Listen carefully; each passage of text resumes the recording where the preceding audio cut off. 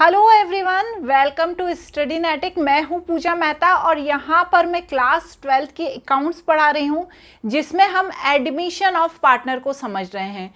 जब भी कोई पार्टनरशिप फर्म में किसी नए पार्टनर का एडमिशन होता है तो किस तरह से एडजस्टमेंट किए जाते हैं यहाँ पर मैं समझा रही हूँ। कुछ एडजस्टमेंट के वीडियोस मैं बना चुकी हूँ, यदि आपने नहीं देखे हैं तो मेरी प्लेलिस्ट में देख लेना। आज इस पर्टिकुलर वीडियो में मैं समझाने वाली हूँ आपको revaluation of assets and reassessment of liabilities जब किसी नए पार्टनर का एडमिशन होता है किसी पार्टनरशिप फर्म में।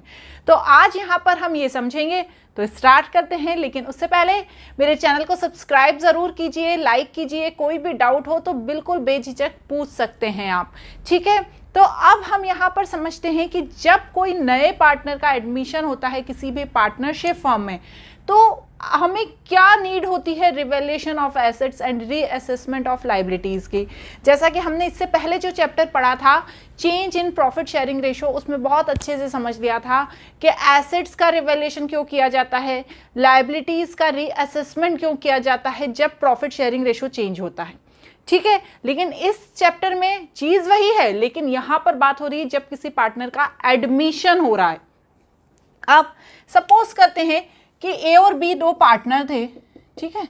अब इन दोनों पार्टनर के बीच अच्छा बिजनेस चल रहा था, लेकिन इन्होंने सोचा कि एक नए पार्टनर को एडमिट किया जाए।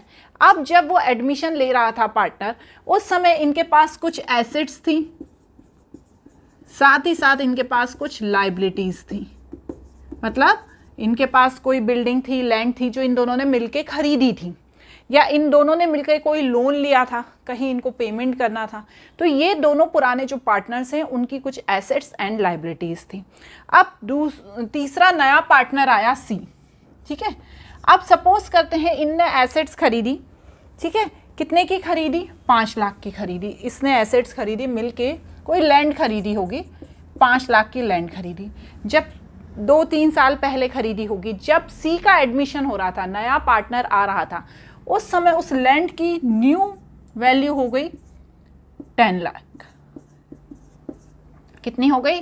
10 लाख हो गई। मतलब 5 लाख सीधा डबल हो गई, उसकी कीमत बढ़ गई।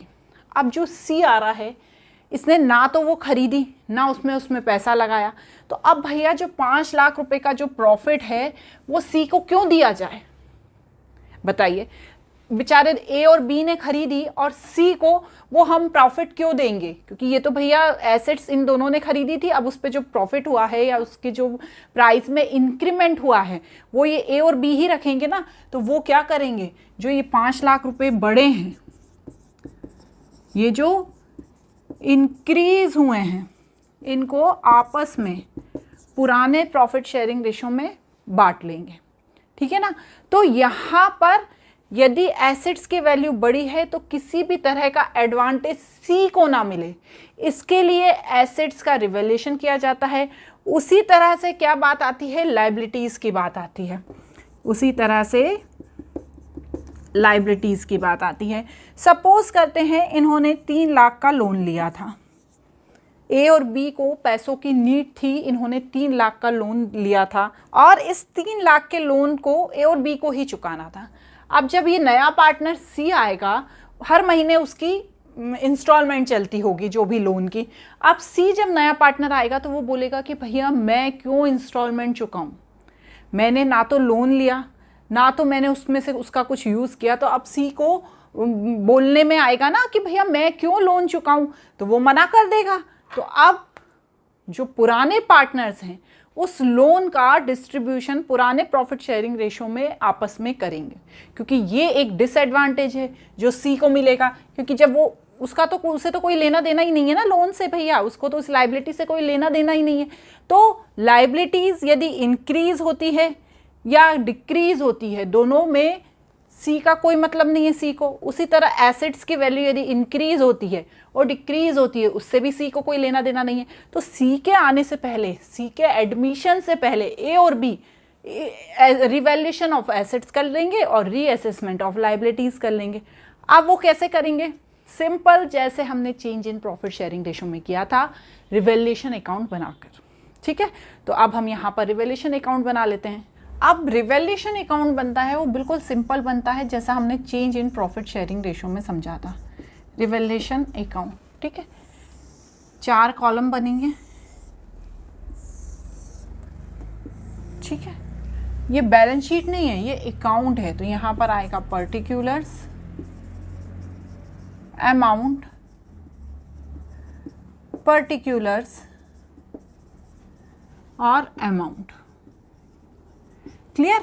अब क्या होगा, इसमें भी डेबिट भी होगा और क्रेडिट भी होगा। यहाँ पर ये ध्यान रखने वाली बात है कि जितने भी गेन हैं और प्रॉफिट हैं उन्हें क्रेडिट साइड लिखेंगे, और जितने भी लॉस हैं या डिक्रीज हुई है वैल्यू उन्हें डेबिट साइड लिखेंगे, जैसा हमने change in profit sharing ratio में किया था। यदि एसेट्स की वैल्यू बड़ी है तो बाय एसेट्स अकाउंट, मतलब जो वैल्यू बड़ी है उस वैल्यू को लिखेंगे, ठीक है ना। जैसे 5 लाख का आपने खरीदा था, 10 लाख रुपए हो गई उसकी वैल्यू, तो 5 लाख बड़ी है तो यहाँ 5 लाख लिखेंगे माइनस करके। उसके बाद यदि किसी लाइबिलिटी में कमी आई है, ठीक है, ऐसा कैसा मैडम, जैसे हमें किसी को 3 लाख रुपए देने थे पर उसने हमारे उसमें से 50,000 रुपये माफ़ कर दिए, बोला कि रहने दो, तो मुझे 2.5 लाख ही देना, ठीक है। तो यहाँ पर वो लाइबिलिटी कम हो गई, तो जो 50,000 की जो कमी आई है उसे हमें यहाँ लिखना होगा। ऐसी एसेट्स जिन्हें रिकॉर्ड करना भूल गए हैं, अनरिकॉर्डेड एसेट्स, उन्हें भी हम कहाँ पे लिखेंगे, क्रेडिट साइड लिखेंगे, क्योंकि भैया ये सब प्रॉफिट है। यदि एसेट्स की वैल्यू बड़ी है तो हमारे बिजनेस के लिए प्रॉफिट है, यदि हमारी लाइबिलिटी कम हुई है तो ये भी हमारे बिजनेस के लिए अच्छा है। यदि हम कोई एसेट्स को रिकॉर्ड करना ही भूल गए थे तो ये भी अच्छी बात है, क्योंकि उसे रिकॉर्ड कर लो तो वो भी बढ़ जाएगा, हमारे लिए प्रॉफिट है। अब इसी तरह यदि कोई एसेट्स की वैल्यू में कमी हुई है, टू एसेट्स अकाउंट, ठीक है, तो यहाँ पर जो कमी हुई है, हमने 5 लाख की लैंड ली थी, उसकी वैल्यू कम होकर 4 लाख हो गई, तो जो 1 लाख रुपए की कमी हुई है उसे हम यहाँ लिख देंगे। उसके बाद टू लाइबिलिटीज़, यदि कोई लाइबिलिटी की वैल्यू बढ़ गई है, हमें 3 लाख रुपए किसी को देना था, हम लेट होते चले गए देने में, तो उसने 3 लाख की जगह बोला कि भैया अब तो आप मुझे 3.5 लाख रुपए देना, तो जो 50,000 रुपये हैं उसको भी हम यहाँ पर ही लिखेंगे।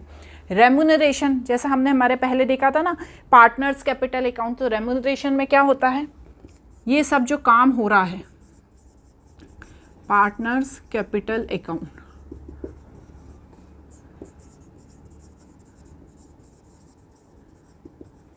ठीक है, ये सब जो प्रोसेस हो रही है इन दोनों पार्टनर ए और जो बी है उसमें से सिर्फ ए ये सब काम कर रहा है, बी कुछ नहीं कर रहा।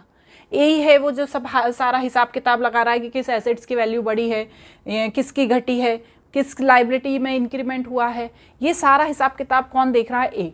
तो भैया वो बी से बोलेगा तुम तो कुछ कर ही नहीं रहे हो, ठीक है ना, तुम तो कुछ भी नहीं कर रहे हो, तो तुम मुझे उसकी सैलरी प्रोवाइड करो क्योंकि मैं तुम्हारा इतना सारा काम कर रहा हूँ।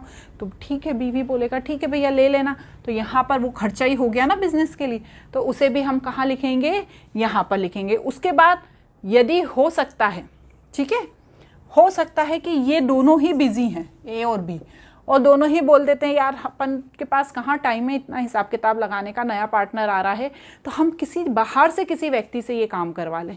तो वो बाहर यदि उसको काम कराते हैं तो उसको पेमेंट करना पड़ेगा ना ये सब काम कराने का, तो वो भी खर्चा है, उसको यहाँ लिखेंगे। ऐसी लाइबिलिटी, ऐसे पैसे जिन्हें देना था लेकिन हम उन्हें लिखना भूल गए, तो उन्हें हमें यहाँ पर लिखना पड़ेगा अनरिकॉर्डेड लाइबिलिटी, ठीक है, तो उसे भी यहाँ पे लिखना पड़ेगा। और फिर क्या करेंगे, फिर करेंगे टोटल, ठीक है। यदि इधर का टोटल ज़्यादा है और इधर का कम है तो यहाँ पर आएगा by loss transfer to old partners